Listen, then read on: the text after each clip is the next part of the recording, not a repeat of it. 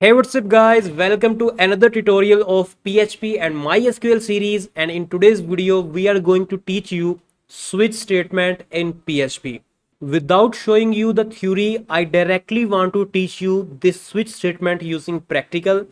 Basically, this switch statement is similar to if else statement that we learned in our previous video. So first of all, for example, I will create a variable here like day and I will store some value in it like Monday, Monday. This is the correct spellings.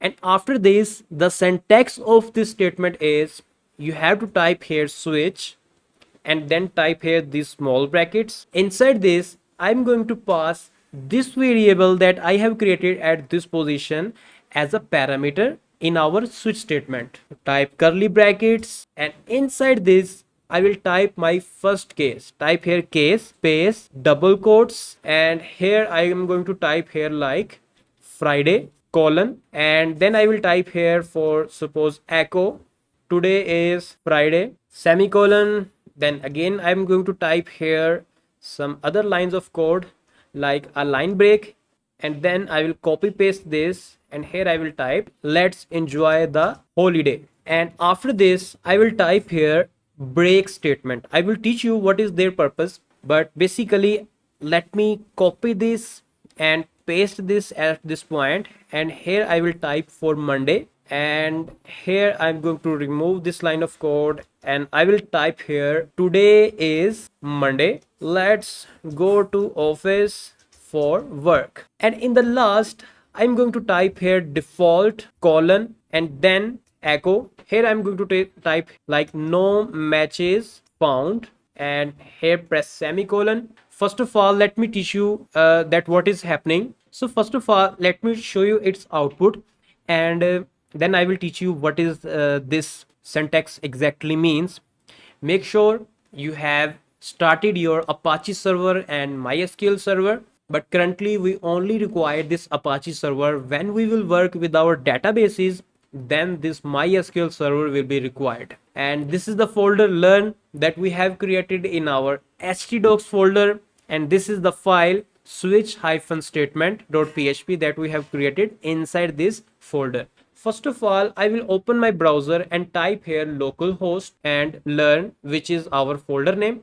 You can see that it is displaying me the single file that we have in this folder. I will click on this and it is showing me an error. Let's show you what is the error. So basically we have forgot to type semicolon at this position and it was giving us an error, but now it is working fine. You can see that it is displaying today is Monday, let's go to office for work. You see the code inside this case is executing. Why? Because the variable that we have passed in our this switch statement contains the Monday string. Similarly, if I will type here Friday, I hope you understand which case will be executed. This case will be executed. Let me refresh this. You can see that today is Friday, let's enjoy the holiday. So this block of code is executed, and suppose if I store a day like Tuesday, and you know that we don't have any case for Tuesday. If I refresh, you can see that no match is found, or if I type here a random string and still I will refresh this, it is displaying me that no match is found. Why? Because if any case will not be matched, then the code that you will write under this default case will be executed. Basically, switch statement is similar to if else statement, and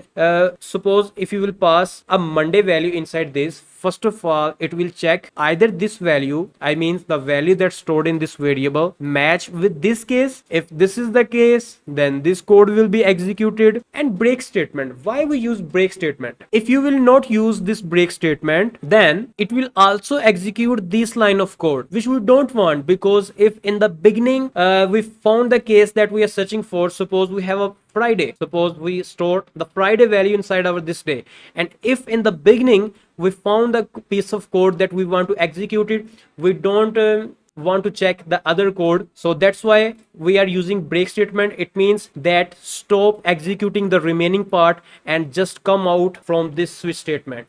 Here to show you example, I just have right here two cases only. You can write as much cases as you want according to your requirement.